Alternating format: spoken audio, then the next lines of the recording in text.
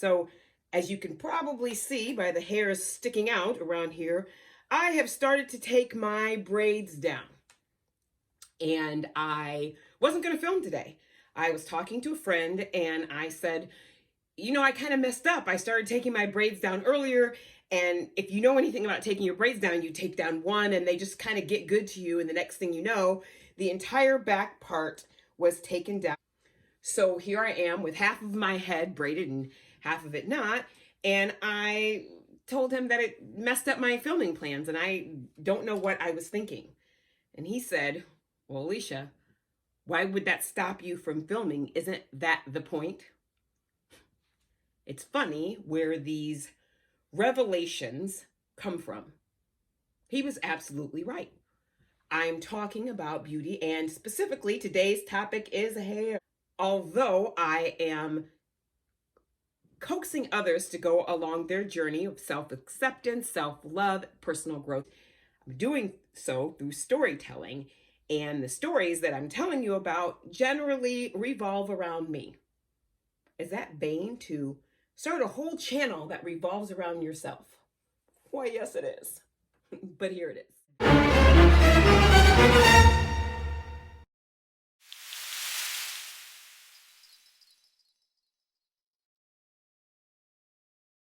This is Alicia on Demand. I'm Alicia. Welcome back to my channel. Welcome to the first video in my series, Fat, Black, and Nappy-Headed, Learning to Love Yourself in a World That Doesn't Necessarily Love You Back. So for the first video in this series, I am going to do a requested topic. A friend of mine suggested that I do this, and I was a little leery. When did you first learn to hate your hair? I remember the exact moment that I learned to hate my hair. Now I have the dreaded hair that is most feared in the Black community. I have 4C beady bead nappy hair. It is, each hair strand is thin and it is sparsely packed. It does not grow long. It tends to break off. I have the hair that people stereotype and talk about and give you these pitiful looks about. But I didn't even know it. Growing up when I was really little, my mom would cord mold my hair like everyone else and do the little patterns of cornrows. I didn't think anything of it.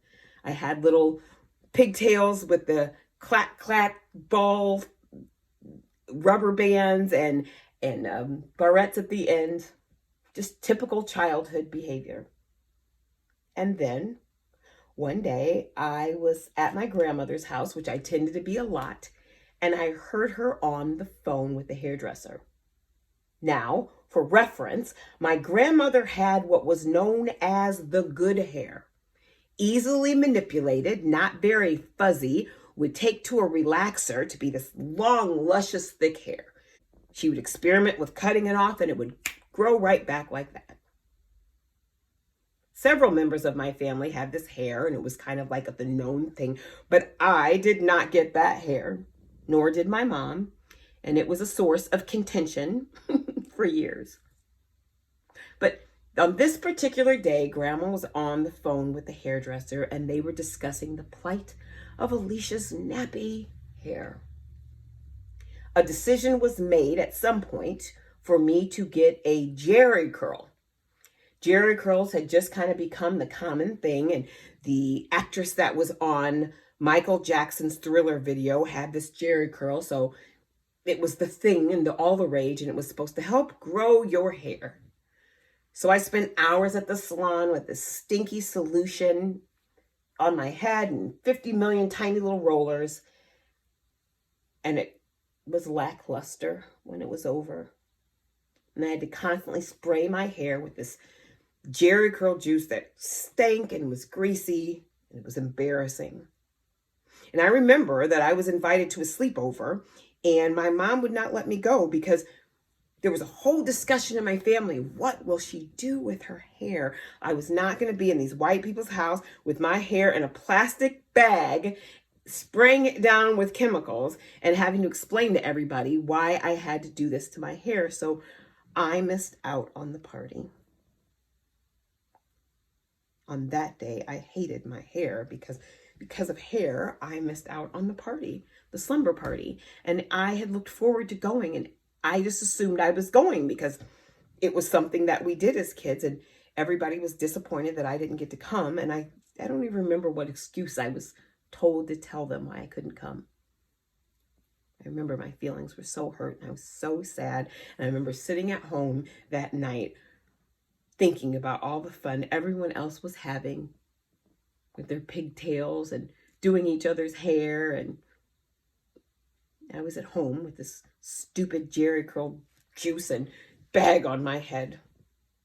I hated that Jerry curl. It didn't last for long. It was hard to maintain and the chemicals were horrible on my sensitive skin. So after that grew out, I got the relaxer, and I had a relaxer in my hair for years, and it just never did what other people's hair did. It never looked good. It was always, my hair was thin and scraggly, and I just did the best that I could. And my mom just lived in sympathy because she didn't get the thick, lustrous hair either. I remember I was in high school, and I was going to be in the debutante ball, me and my hair. Everybody was talking about how they were going to do their hair in these intricate styles, and me and my short, thin hair, God knows what I was going to do with my hair. It just always made me feel ugly. Then I remember being in a store called Venture, and we ran into this hairdresser that took a look at me, and he kept staring at me. It was a male, and he kept staring at me, and he said that I could be pretty. Thanks. You could be pretty, but you need hair, girl. That's what he told me. So he gave my mom his card and said I needed to come over and get me some hair. We didn't even really know what weave was. Like, no one really had weave, and my mom wasn't like a wig or wearer or anything like that. I think she said something about wearing a falsie back in her college days, but she was just never into fake hair like some of the other people were back in the day. But anyway, we went over to this man's shop, and he pulled out images of Robin Givens from Ebony magazine, because Boomerang was the movie at the time, and he told me that I was going to be as fine as Robin Givens. And he weaved hair all down my back. And I was in that salon feeling like everything. People were walking in and telling me how beautiful I was, and I was so excited about going to the debutante ball with my hair. And I felt beautiful that night. I felt like a black Barbie. Well, literally, because my mom had designed my dress based on the black Barbie we saw in the store.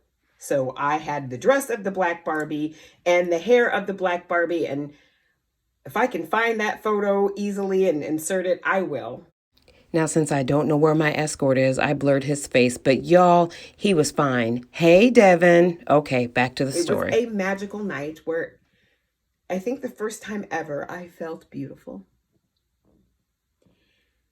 Eventually, the weave and the upkeep of the weave was just not something I could keep up with. Going away to college, being a young single mother, I was not able to afford or keep up with all this weave in my hair, and I went back to the standard, relaxed, boring hairstyle.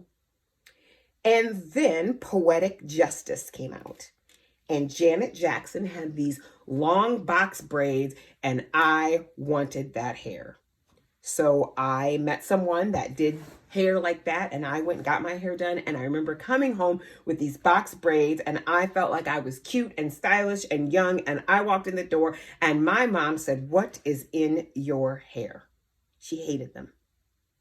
She hated these braids and told me that I was not going to be respected in my college classes or hired at the job that I was interviewing for the next week because of the braids in my hair. She said that people they were going to think I was ghetto with these braids in my hair. And why did I get this done in my hair? She just went on and on and on. And I had walked in the door feeling so excited and confident, and I was deflated. But My braids were not a problem. I went to that job interview and I got that job, and I went on about my college classes, and no one said anything disparaging about my braids. And I waited for this to happen because my mom's reaction. And I wondered why she was so mean and why she said that to me. Years later, I understood that it was kind of a generational gap, and there was a pressure for the women of her generation to be conforming and to have a specific way of appearing in the world in order to be respected and not mistreated.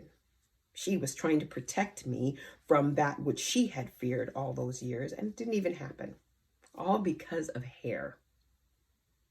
So I wore those braids for a while. And then I remember one year we went to Minneapolis, and there were these women from Africa. We went to this African dance class in Minneapolis, and they had what they called zillions, which was just hundreds of tiny little micro braids. And I wanted that in my hair, but there was nobody that did that kind of hair where I was from. And our trip to Minneapolis was a short-lived. I think I was there for the holiday. I think it was about a whole year later that I found a woman that did micro braids. And I remember them being like $125, which was considered like ridiculous to pay for your hair. And I donated plasma at the plasma center to earn enough money to justify being able to get my hair done in these micro braids. And 16 hours later, I had a head full of micro braids, and you couldn't tell me shit. I just thought I was cute. I thought my hair was cute. You could manipulate these micro braids in a million styles, and I loved them, and they lasted and lasted, and I would tie them up at night, and I would do all these things with the braids, and I left them in there and left them in there and left them in there, and then I had to take my hair down. Now, these Senegalese twists that are in my hair now are not too difficult to manipulate. As you see, I'm doing them right here live on camera. But those micro braids would take hours to get out of my head. And then I would turn around and get them put back in again. And one day, I had taken all my hair out and did this deep conditioning protein treatment, and I was scheduled to get my hair done the next week. And when the day before, the idea of sitting for 13 and 14 and 15 hours was more than my mind could bear. So I didn't. I took the micro braids out of my hair, cut off the relaxed ends, and declared myself free. It was 2002, and natural hair here in the Midwest was not a thing for most people. I had been reading about it on the internet, and I decided I was going to be natural. I was not putting those chemicals back in my hair. And I remember my mom said, "So you're just going to walk around nappy-headed?" Yes, me and my nappy hair. And I remember I just unceremoniously got out the scissors and just snipped all those relaxed ends off. And I sprayed some, I don't even remember what it was, some water and something on my hair. And I went on about my business. And I just lived life with this natural hair. I was reading about ways to care for it and products that you could put on your hair and that you could finger twist and get your curls popping. And I had never thought of my hair as having curls. I had always just thought of it as a nappy. And there were all these articles online that showed you how to manipulate your natural hair. So that's what I did. And I went on about my business and lived my life. Since then, I've had weaves and worn my hair natural, and wigs and crochets and kinky twists and Senegalese twists, feeder braids and box braids, and God, my hair has been everything. But what it will always be is nappy hair. I can press it out or put some chemicals in it or get a relaxer or a silk, whatever it is that they do nowadays. I don't even know. But eventually, time is going to bring back my kinky, coily, defiant hair. And I'm okay with that. It's funny how this natural hair became like a movement. Like you have to go natural. We're born natural. You have to learn to accept and love and appreciate your natural hair, but it's literally your natural hair. Nowadays, there's not as much criticism for wearing natural hair, but there's still a stigma of having my hair, the 4C hair. There's this wonderful woman on YouTube, Star Puppy, I think her page, I will link her page in my comment box, and she has a page dedicated to 4C, dreaded, nappy, thin, sparse type of hair that's like mine. And she just owns it and has learned through experiment, trial and error, conversations with other people, ways to embrace her hair and love herself. And it's not to say that she has to wear her hair in a natural state. You can do whatever you want to your hair. It's your hair, even if you bought it. Okay? So that's my story of the first time I realized I hated my hair and how I just grew to accept it. And it is what it is. It's heartwarming for me to see how many products and how many ads and features and embracing of natural hair, natural black hair, nappy hair is loved and appreciated. And that even that word that used to have such a negative, nasty connotation, nappy hair, beads, naps, whatever you want to call it, just is what it is now. And it's gotten a positive, it's gotten a positive glow. You no longer have to hide from your nappy hair. And it's great when you can love yourself and others can love you. And it's great when there are products geared towards you in the store, easily made, Pinterest pins showing you how you can live your life and love your hair. I am so excited about the ads and the campaigns and everything, just embracing natural hair and not making it a big deal. Like, here's our nappy-headed afro girl. Just creating a sense of diversity and inclusion that includes a diverse type of hair. And it warms my heart to think that young girls that are 7 years old are not necessarily going to have to hear their grandmothers on the phone discussing the plight of their horrible nappy hair, because this type of hair is everywhere. It's just as valuable and precious and can be manipulated into styles and loved just as much as the silkiest of hair, the curliest frizz-free hair, the frizzy hair. Every type of hair diversity is there. And I love that. I love the representation, the dolls that are made with afro hair, and just the fact that young girls do not have to feel like I did that day when I was 7 years old. I embrace all kinds of hairstyles, but for the love of God, people, let's never, ever, ever, ever bring back the Jerry curl, that plastic sack, and the need to constantly spray your hair with activator ever again.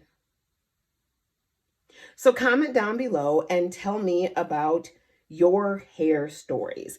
Maybe you're known for your hair, but you still have a hair story. Yeah, comment down below and tell me about your hair trauma, your hair stories. When you first learned to hate your hair, when you loved your hair, when you didn't want to be defined by your hair anymore.